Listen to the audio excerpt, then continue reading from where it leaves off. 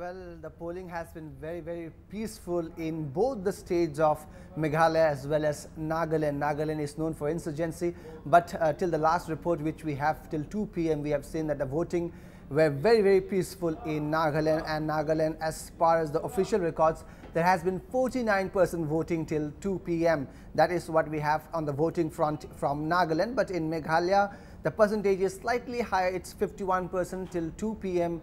in Meghalaya, with all the important candidates like P.A. Sangma, Mukul Sangma, Didi Lapang voting almost at a similar time when 10:30 a.m. in the respective polling stations in Ampati, Nongfo and in Turas, Walbak Grey. And also very significant point is in Meghalaya, though the HNLC had called for a 36-hour ban in Khasi and Jayante Hills, the ban has had no impact, because we have seen since early morning from 7 a.m. people had been coming out in large numbers and have been casting their votes in different parts of Khasi and Jayante Hills and Garo Hills. Also, the voting has so far been peaceful. Of course, there has been a few incidents of violence in a constituency called Rangsa Kona in West Garo Hills, where an independent candidate, Subir Sangma, his supporters were attacked by miscreants, and now the FIR is being filed. This is what the Deputy Commissioner of West Garo Hills, Praveen Bakshi, has informed our correspondent there in Tura, Biplab. That's the kind of information which we are getting right now on the voting overall front. Peaceful voting in both the states. That is what we have now. Okay, Saidul, NHLC has called for a 36-hour ban in Khasi and Jayante Hills, but we did not see much impact.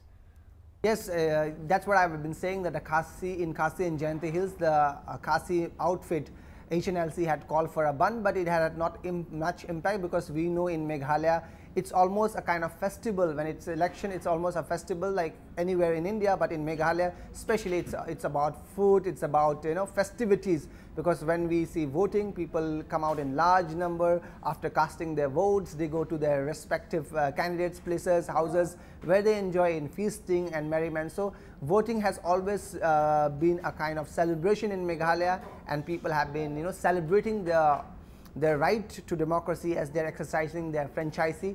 It's a celebration time in Meghalaya, as people are coming out in large number and has been casting their ballot in different parts of the state.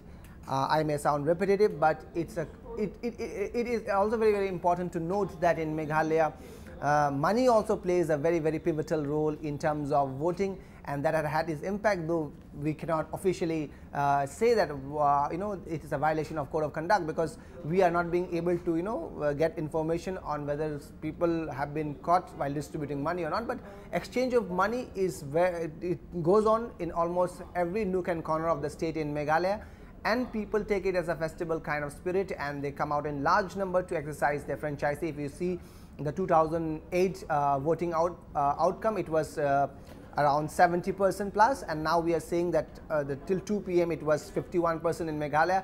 So by evening, around 1.5 hour more is left till 4 p.m. the voting will go, and we can see that it may cross 80, though the government was saying that the voters turnout may cross 90 like in Tripura, but it may not happen. But around 80 is expected in Meghalaya, and Nagaland also we can see over 70 plus of voting percentage if we go by the trends from the morning till 2 p.m. Well, Saidul, absolutely. And in Meghalaya, P.A. Sangma, who has abstained from contesting the election, is confident that the newly floated Nationalist People's Party will make a formidable impact. And with like-minded parties, they are confident of forming the government. So how do you read this? As you mentioned about P.A. Sangma, whose newly launched party, the Nationalist People's Party, are contesting in 32 seats, which includes two sons of P.A. Sangma, that is eldest son James Sangma, contesting from Rangsa Kona constituency, and Conrad Sangma, who is the opposition leader from Meghalaya, he is contesting from Salsala constituency. And if we look at the turnout in these two constituencies, it's also very encouraging turnout of the voters, which we are seeing till 2 p.m. as the information. Though in Rangsa Kona, as I have mentioned earlier, there were some attacks, but it did not impact much. And if P.A. Sangma is claiming that from the 32 seats, they're expecting at least they will win 15 seats, and with like-minded parties like UDP, BJP, and other regional parties, they will be able to form the government, because in 2008 elections also, the Congress had 125 seats, but they could not form the government. And NCP during that time, they had won only 11 seats, but with like-minded parties like UDP and other parties and independents, they formed the government and they were ruling the state for 2.5 years. So this time also PS Sangma is confident that they will be able to form a government minus the Congress in the state. But these are all only claims which we will know only on February 28 when the countings are held and when we know that actually who gets the seat and how the permutation and combination works for PS Sangma and his party. Yes, PS Sangma has abstained from contesting the election. We have seen that last year he has contested the presidential election unsuccessfully, and he decided that he will not contest elections anymore in Meghalaya, and he will encourage the younger generation to come forward and contest election. And similarly, we have seen the distribution of tickets mostly to the young candidates. James and Conrad himself, they are very young candidates and they are very influential in the state. Conrad is the opposition leader and he has been doing exceptionally good as an opposition leader there in Meghalaya. And if we are seeing the kind of campaign which has been done by PS Sangma, he was on a caravan tour across entire Meghalaya in the 32 constituencies where they have fielded their candidates, and they already have an alliance with BJP. And also officially they have not said that UDP will come, but they are already saying that UDP will be part of the formation of the government. It is their part of the calculation which they have, but we only have to wait for February 28 when the countings are held and when the results are declared. The opposition has banked on themselves that the Mukul Sangma-led government in Meghalaya is blamed for corruption, is blamed for not being able to provide development across the state. Well, Saidul, the incumbent Chief Minister Mukul Sangma is confident that the Congress will get an absolute majority, which will ensure a stable government in Meghalaya. Taking into consideration the hiccups, do you think that Mukul Sangma's claim holds any truth? As far as Congress is concerned, they have always been able to get a good majority of share in Meghalaya. But if we look at history, and we know that history repeats itself, so we see that in Congress in Meghalaya there is a leadership crisis. We have many senior Congress leaders and who are vying for Chief Minister's chairs, and this has been the cause of political instability in Meghalaya.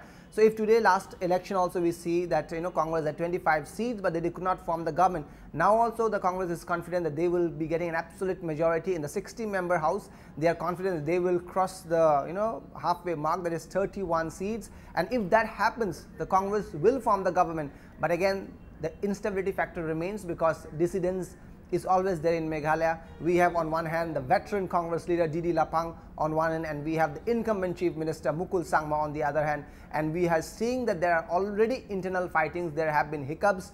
Many Congress leaders were left out. They were not given tickets. And the delimitation is one major concern for the Congress, and how it impacts we will have to see. But if we are just looking at the trend, and if we are looking at it, definitely Congress is having an upper hand. But as we can only say and predict for February 28 that what happens and how the event turns, we'll see. But interesting point which I would like to mention, and which it's worth mentioning, is about Mukul Sangma is saying that this time the people will vote for a stable government in Meghalaya, because they are saying that if they have an absolute majority, there will be no problem of forming a government, and the government will be a stable government in Meghalaya, because if they are having an absolute majority, they feel that there will be no leadership crisis. One person who will the CLP decide will form the government, and he will remain as the Chief Minister of Meghalaya, be it Mukul Sangma or any other leader, because this is what they are saying, and the High Command will decide who will be the Chief Minister of the state. Though Meghalaya has not projected, the Congress party in Meghalaya have not projected that who will be the chief ministerial candidate. Of course, in otherwise the NPP have projected that if NPP is able to get the right number of seats, they have projected Conrad Sangma to be the chief ministerial candidate. Yes, definitely. Well, Sadul, as you know, Nagaland, which is known for insurgency, has seen a peaceful voting today. Though the Nagas People Front has been successful in forming the government for 2 consecutive terms, like this time around the Congress claim of forming a government, how do you read the vote share? Well, if we are looking at Nagaland for the last 2 terms, Congress did really well, 21 seats, 24 seats in the 2008 and 2003 elections.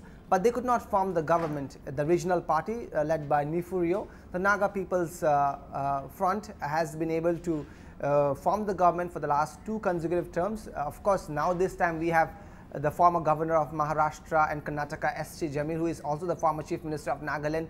He is not contesting the election, but he has been very aggressively playing the role of the Congress chief there in Nagaland, and he has been campaigning there aggressively, and they are confident that they will be able to get at least 25 seats in Nagaland, and if that is the case, they will be able to form the government with other independent. This is how their assessment, because they are not going to go with BJP, because Congress will never have an alliance with BJP. And now if Naga People's Front, who is already has an equation with BJP and other regional parties, so definitely the NPF is in the upper hand, though the Congress has claimed that the fund which were given to Nagaland were not properly utilized, and there has been huge embezzlement of fund in Nagaland and corruption has been there. But we will see how it translates when people are voting. The voting till 2 p.m. we have the count is 49%. So another 1 hour is left for the voting, and we will see what the voting percentage are and how it affects when the counting takes place in Nagaland. Okay, as we know, like Sonia Gandhi in her election rallies had lambasted the Neferio government for corruption and had said that if Congress is voted to power, the Vex Indo-Naga issue will be sorted out. Well, the issue of the Vex Indo-Naga problem, the NSC and IM, the talk, or we have been seeing for the last 15 years the talk has been going on, but there is no headway. There seems to be no political solution. The Naga insurgent outfit is looking for a sovereign Naga state, but we have not been able to see where the discussions are going. There has been over 70 rounds of negotiation in India as well as in foreign soil, but so far there has been no result. And Sonia Gandhi coming coming to Nagaland and addressing election rallies and saying that if Congress is voted to power, the Vex problem of Naga Indo solution will come. But why at this juncture, when they are doing the election, they have to come and say that only when Congress is voted to power the problem will be solved? But this has been an impending problem. It has been pending for such a long time. Whether Congress comes to power or not, it should not be an issue, because if they are holding talks with the insurgent outfit, the solution, if the government is sincere, they have to give. It's not necessary that whoever is the government will have to give solution. If only Congress is voted to power, they have to work out a solution. They are clearly saying that if Congress is not voted to power, that means the Indo-Naga problem will not come to an end.